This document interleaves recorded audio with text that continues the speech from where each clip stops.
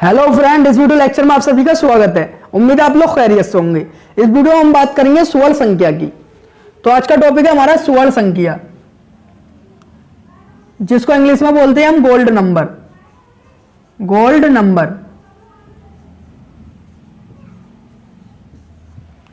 तो पहले मैं आपको सुवर्ण संख्या को समझाता हूं।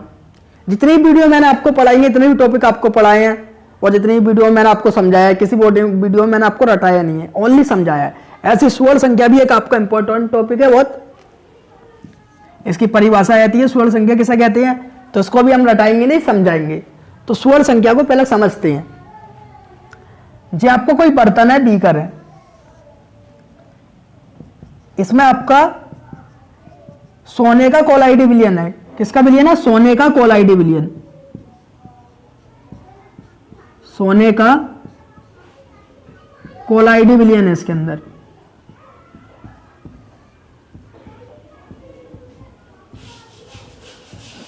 तो इसके अंदर क्या है? आपका सोने का कोलाइडी विलयन है। जब आपका कोई बर्तन है, इसके अंदर है हमारा सोने का कोलाइडी विलयन। तो किसी रच्छी कोलाइड की मिलीग्राम में भय मात्रा। तो रच्छी कोलाइड किसे कहते हैं? जो कोलाइडी विलयन की आपकी रक्षा करती है, वो रच्छी कोलाइड कहलाती है हमारी। तो सोने का कोलाइडी विलयन है आपका, ये आपका हमारा सोने का कोलाइडी विलयन है। और अगर इसमें हम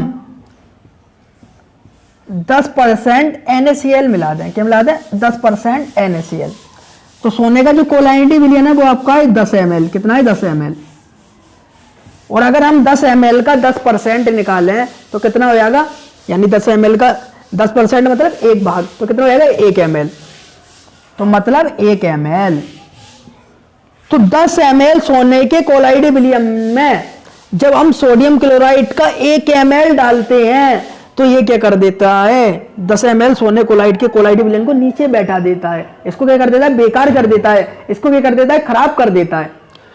तो सुवर्ण संख्या का कार्य होता है, जब हम 10 ml सोने का कोलाइडी विलयन है आपका, तो इसमें अगर हम 10% मतलब 1 ml 10% मिला दें NaCl या 1 ml, जब 1 ml इसके अंदर सोडियम क्लोराइड डाल देते हैं तो ये 10 ml सोने के कोलाइडी विलयन का क्या कर देता है? इसके अंदर कर देता है, इसको बेकार कर देता है, सोने कोलाइडी विलयन को नीचे बैठा देता है। इसको इस स्कंदन को रोकने के लिए, कोलाइडी जो सोने कोलाइडी विलयन है इसको नीचे बैठने से रोकने के लिए इसमें हम थोड़ी मात्रा में रच्छी कोलाइड डाल देते हैं। क्या डाल देते हैं? रच्छी कोलाइड। तो हम इसमें थोड़ी मात्रा में क्या मिला देते हैं? रच्छी कोलाइड मिला देते हैं।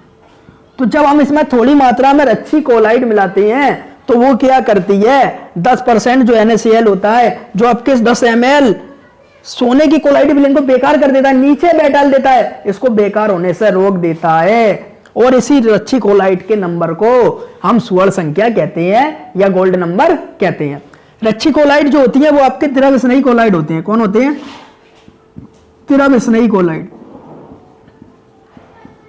तो जो रच्छी कोलाइड होती हैं वो द्रव स्नेही कोलाइड होती हैं, यानी ये द्रव से प्रेम करती हैं, और जो जिससे प्रेम करता है वो उसके लिए अपनी जान भी दे देता है, लेकिन उसको कुछ नहीं होने देता है। इसी तरह द्रव स्नेही कोलाइड कौन होती है? रच्छी कोलाइड होती हैं। ये सोने के कोलाइडी विलयन से प्रेम करती हैं, इसलिए 10% NaCl द्वारा इसको नीचे बैठने से, बेकार करने से रोक देती हैं और खुद मिलकर के बचा लेती हैं, इसे नीचे बैठने से बचा लेती हैं। इसी रच्छी कोलाइड के जो सुवर्ण संख्या को ही हम क्या कहते हैं? सुवर्ण संख्या कहते हैं।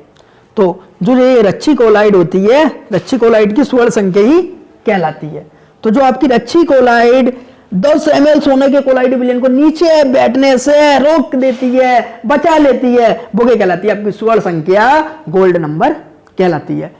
और रच्छी कोलाइड की होती है द्रव स्नेही कोलाइड होती है, यानी द्रव से प्रेम करती है। जो द्रव से प्रेम करेगा वो द्रव को बचा लेगा, उसको कुछ नहीं होने देगा। इसी तरह ये जो द्रव स्नेही कोलाइड होती है, अच्छी कोलाइड होती है, ये सोने के कोलाइडी विलयन से प्रेम करती है, इसलिए 10% NaCl जो बेकार करने आ रही होता है, ये अपनी थोड़ी मात्रा से मिलाकर इसको बेकार होने से रोक लेती है। अब बात ये आती है, द्रव स्नेही कोलाइड क्यों मिलाते हैं, द्रव विरोधी कोलाइड क्यों नहीं मिलाते? तो बच्चों, द्रव विरोधी कोलाइड हम इसलिए नहीं मिलाते हैं क्योंकि ये तो द्रव से वैसे ही नफरत करती है। ये द्रव से वैसे ही नफरत करती है, ये तो बेकार कर रहा है, ये और दुश्मन है इसका, तो ये और बेकार कर देगा और दुश्मन मिल जाएंगे। सोने का कोलाइडी विलयन बेचारा अकेला रह जाएगा और दोनों मिलकर इसको बेकार कर देंगे। इसलिए हम द्रव विरोधी कोलाइड को नहीं मिलाते, हम मिलाते हैं द्रव रक्षी कोलाइड। रक्षी कोलाइड मतलब द्रव स्नेही कोलाइड को ये द्रव से प्रेम करती है और 10% NaCl द्वारा स्कंदन करने से रोक देती है, यानी गोल्ड के विलयन को नीचे बैठने से रोक देती है। अब पढ़ते हैं हम थ्योरी। स्वर्ण संख्या, किसी रक्षी कोलाइड की मिलीग्राम में वह मात्रा, तो ये रक्षी कोलाइड की मिलीग्राम में वह मात्रा यानी कुछ भी मात्रा हो, यानी इसकी इतनी मात्रा मिला दें जिससे 10% सोडियम क्लोराइड इसको कोई नुकसान नहीं पहुंचा पाए, हानि नहीं पहुंचा पाए, न इसका स्कंदन कर पाए, न इसको नीचे बैठा पाए। तो किसी रक्षी कोलाइड की मिलीग्राम में वह मात्रा जो 10 मिली गोल्ड के कोलाइडी विलयन में, तो 10 मिली गोल्ड, गोल्ड मतलब सोना, तो सोने का कोलाइडी विलयन है। सोना कौन होता है आपका बेटा? गोल्ड होता है। तो 10 मिली गोल्ड के कोलाइडी विलयन को कोलाइडी विलयन में मिलाने पर इसका 10% सांद्रता वाले, तो 10% सांद्रता वाले NaCl का मतलब क्या है? 1 मिली। तो 10% सांद्रता वाले NaCl के 1 मिली विलयन द्वारा स्कंदन को रोक देती है। तो NaCl क्या करता है? गोल्ड के विलयन को नीचे बैठाना जाता है, लेकिन अच्छी कोलाइड की होती है इसकी थोड़ी मात्रा इसमें मिला दी जाए, उतनी मात्रा इसमें मिला दी जाए जो गोल्ड के विलयन को नीचे बैठने से बचा ले। तो NaCl के 1 मिली विलयन द्वारा स्कंदन को रोकती है, वह उस रक्षी कोलाइड की स्वर्ण संख्या कहलाती है। तो इसमें जो आपका क्या है? रक्षी कोलाइड है यानी द्रव स्नेही कोलाइड है।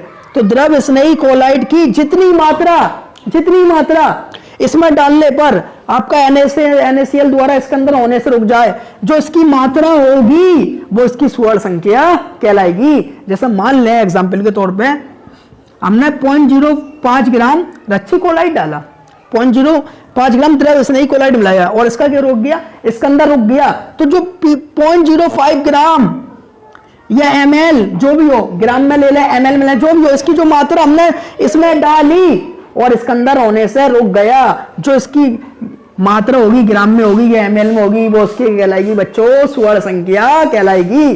तो जितनी मात्रा इसकी ग्राम में हो, मिली में हो, आपका कोई द्रव है तो हम मिली में नाप लेंगे और कोई पदार्थ है तो ग्राम में नाप लेंगे, तो इसकी मात्रा चाहे ग्राम में हो चाहे ml में हो, इसमें डालने पर बस स्कंदन को रोक दे, इसकी जो मात्रा होगी उसका जो मान होगा वो इसकी क्या कहलाएगी बच्चों? स्वर्ण संख्या कहलाएगी।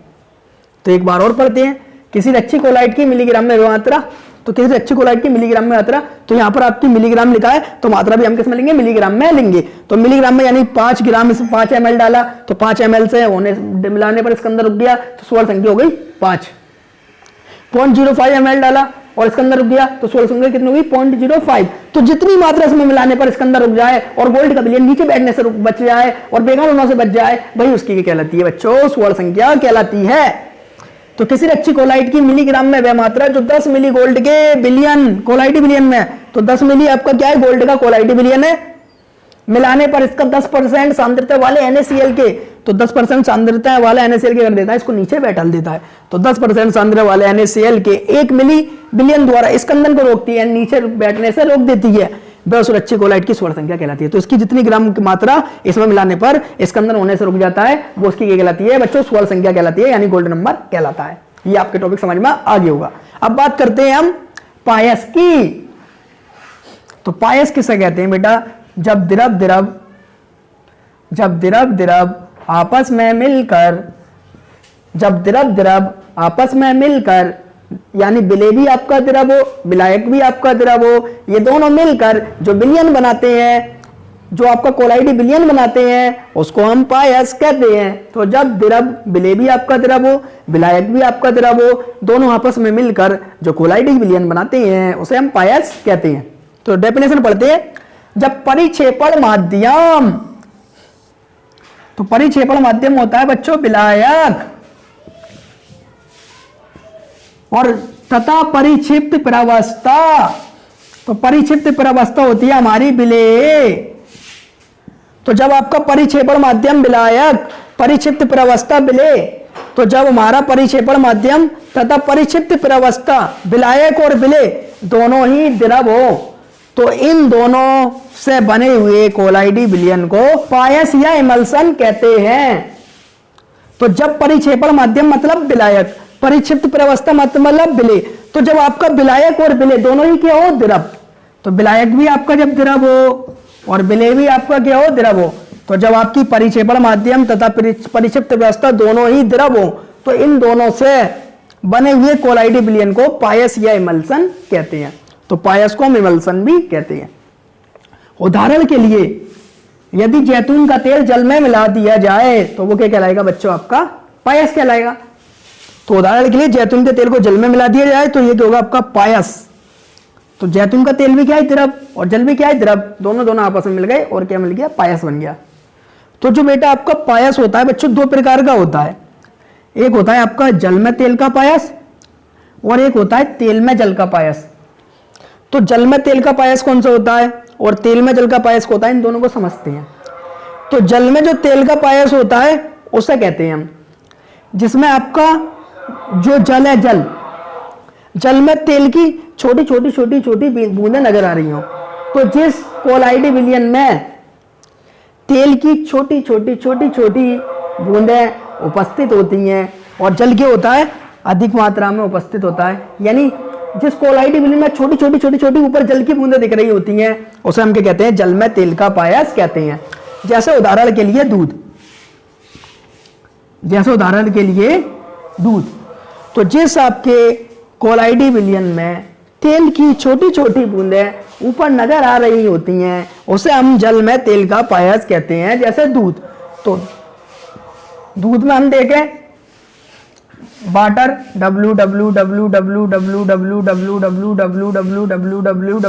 वाटर, तो ww क्या हो गया बेटा आपका, वाटर हो गया, ठीक है, द्रव। तो जल में तेल का पायस कौन सा होता है, यानी जिसमें जल अधिक मात्रा में हो लेकिन ऑयल की बूंदें छोटी O फॉर ऑयल, और ऑयल की बूंदें छोटी ऊपर नजर आ रही हो, उसे हम क्या कहते हैं, जल में तेल का पायस कहते हैं। जैसे उदाहरण के लिए दूध में हमने देखा है नीचे क्या होता है, जो दूसरा द्रव होता है वाइट वो नीचे बैठ होता है और हल्की हमें कभी छोटी दूध की बूंदें भी दिखाई देती है। जब बासी दूध हो गया या दूध या ताजी दूध लेके आया तो उसमें हमें छोटी ऊपर ऑयली तेल की बूंदें दिखाई देती हैं, जिसे हम जल में तेल का पायस कहते हैं। तो समझ में आ गया होगा जल में तेल का पायस किसे कहते हैं, जब आपकी छोटी तेल की बूंदें ऊपर द्रव पर होती हैं, दूसरे द्रव पर द्रव मिल गई तो आपका पायस बनता है। तो दूसरे द्रव पर जब छोटी तेल की बूंदें हो उसे हम क्या कहते हैं, जल में तेल का पायस कहते हैं। अब इसको उल्टा कर देते हैं, तेल में जल का पायस। तो यहाँ पर तेल की छोटी बूंद है, अब यहाँ पर जलवाद मारे है। तो जिस कोलाइडी विलयन में आपकी तेल भी क्या है आपका, द्रव, और जल भी क्या है आपका, द्रव, तो दोनों ही द्रव से मिलकर बना है।